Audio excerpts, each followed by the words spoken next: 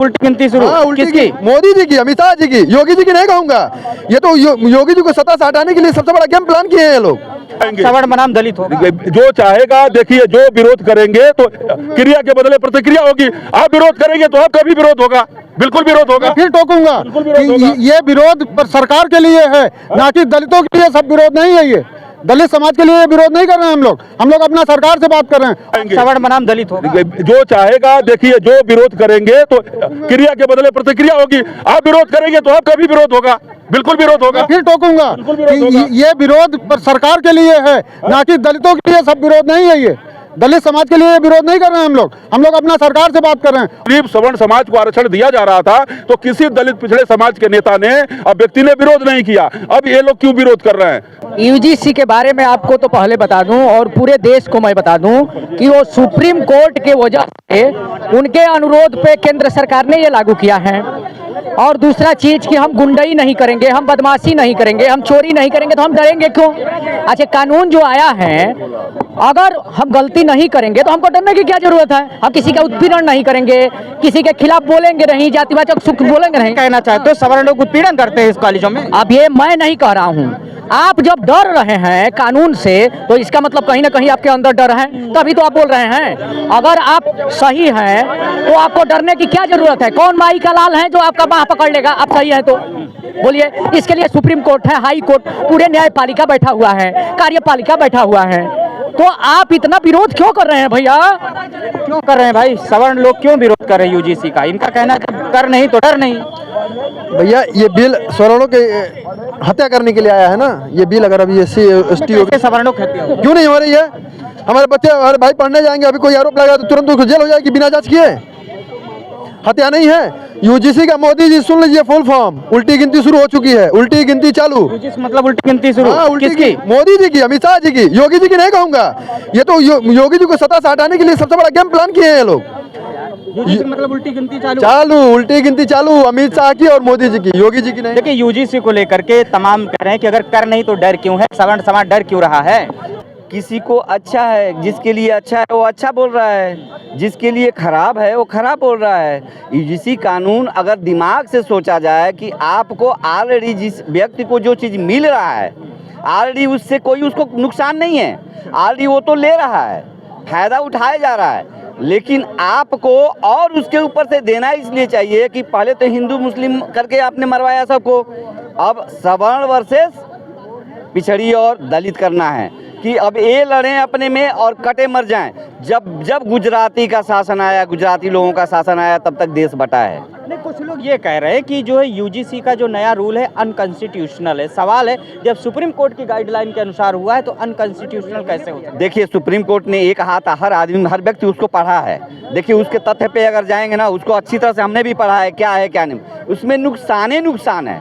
जिसको देखिए नुकसान इस तरह से है कि अगर उसमें देखिए कुलपति को पकड़ा जा रहा है, कुलपति का कौन सुनता है बताइए? कौन सुनता है? जज का कौन सुनता? जज का जो लॉयर होते हैं, जो एडवोकेट होते हैं, जो कहते हैं वही तो जज सुनता है। जज अपने आप से फैसला तो नहीं ले देता है। अब वो कुलपति बना हुआ है, पहले से पढ़ा लिखा है, कुलपति बना हुआ है, तो कुलपति तो अब ये बनाना चाहते हैं, अपने आप को अनपढ़ लोग बनना चाहते हैं, आरक्षण के हिसाब से बनना चाहते हैं कुलपति। अगर किसी कॉलेज का, किसी यूनिवर्सिटी का अगर कुलपति अनपढ़ लोग जाके कैटेगरी लेके बन जाएंगे, वो वहाँ शिक्षा क्या होगा बताइए?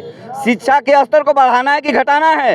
यूजीसी के कानून में लिखा है कि हम सबको समान अवसर की जो है वो समान अवसर देंगे, जाति भेदभाव नहीं होगा। इसमें नॉलेज की उन्होंने तो बात कही नहीं है। नहीं, जाति भेदभाव कहाँ नहीं है?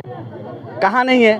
आप ये बताइए। ऊंचे वाली जो उसमें है कैटेगरी, ऊंची वाली कहानी आप पढ़ा रहे हैं, नीचे वाली कहानी जो 3-3 लोग हैं उनका तो कोई कुछ बता नहीं रहा है। वो तो कोई कुछ नहीं बता रहा है, बस ये बता रहा है कि बहुत बढ़िया है। पहले आरक्षण जो 10 साल के लिए दिया गया था, कहा गया था ना कि गरीब लोग उठ जाएंगे ऊपर। हाँ, तो ये धीरे धीरे कहानी बनते हुए 75 साल हो गए सर आरक्षण को होते हुए। आरक्षण बिल्कुल नहीं रहने, एकदम आर्थिक आधार पे होना चाहिए। हमारे गांव में, हमारे इलाके में बहुत गरीब लोग हैं। इतने गरीब लोग हैं जिनको कोई ठिकाना नहीं है, उनको क्या आरक्षण उसका कुछ पता नहीं है उनको। सीधा काम है। देखिए सवाल है, भाजपा के कार्यकर्ता हैं, भाजपा लीडर भी, यूजीसी को लेकर के जो भ्रांतियां चल रही कि समाज सड़कों पे आ गया, मोदी जी से दो हाथ होगा, सवाल है तो इस पर, इस कानून से क्या मतलब दिक्कत है, मोदी जी ने क्या कर दिया है? देखिए, सबसे चीज़ की बारीकियां समझिए।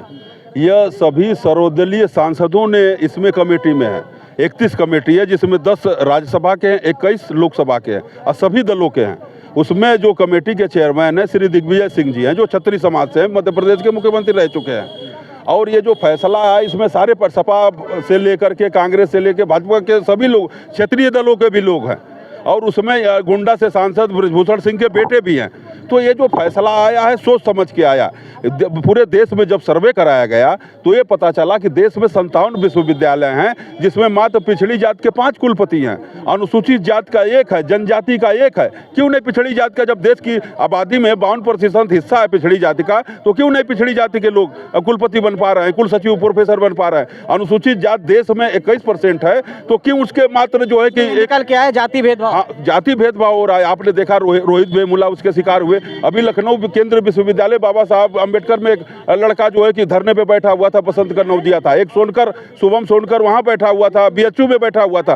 तो इस सारी कमेटियों ने जांच करने के बाद ये मामला सुप्रीम कोर्ट तक गया। ये हुआ कि यहाँ जातिगत भेदभाव होता है, जाति के नाम पे डिस्क्रिमिनेशन होता है, जात के नाम पे उनके नंबर कम किए जाते हैं, इंटरव्यू में नंबर कम किए जाते हैं, जात के नाम पे उनका उत्पीड़न होता है। इसलिए माननीय प्रधानमंत्री जी ने जो अनुसूचित जात पिछड़ों के हितैषी हैं, उन्होंने इस बिल को लागू करके अनुसूचित जात पिछड़ों के हक में फैसला किया। जो आप इसको सही मानते हैं? बिल्कुल सही। देश के प्रधानमंत्री जो फैसला करते हैं सही मानते हैं और ये फैसला उनका देखिए, बिहार में भारत का पहला मुख्यमंत्री नीतीश कुमार जाति जनगणना कराए कि नहीं कराए? बिहार में चुनाव जीते और विश्वविद्यालय शिक्षा सेवा आयोग भी बिहार में उन्होंने बनाया है। वहाँ कुलपति सभी समाज के लोग हैं, कुल सचिव हैं, प्रोफेसर हैं। और बिहार के अंदर 55% रिजर्वेशन है, यहाँ तो 50% में ही SC OBC ST के लोग हैं और 50% में सामान्य वर्ग के लोग हैं, उसमें भी 10% गरीब समाज के लोग हैं। जब गरीब सवर्ण समाज को आरक्षण दिया जा रहा था तो किसी दलित पिछड़े समाज के नेता ने और व्यक्ति ने विरोध नहीं किया।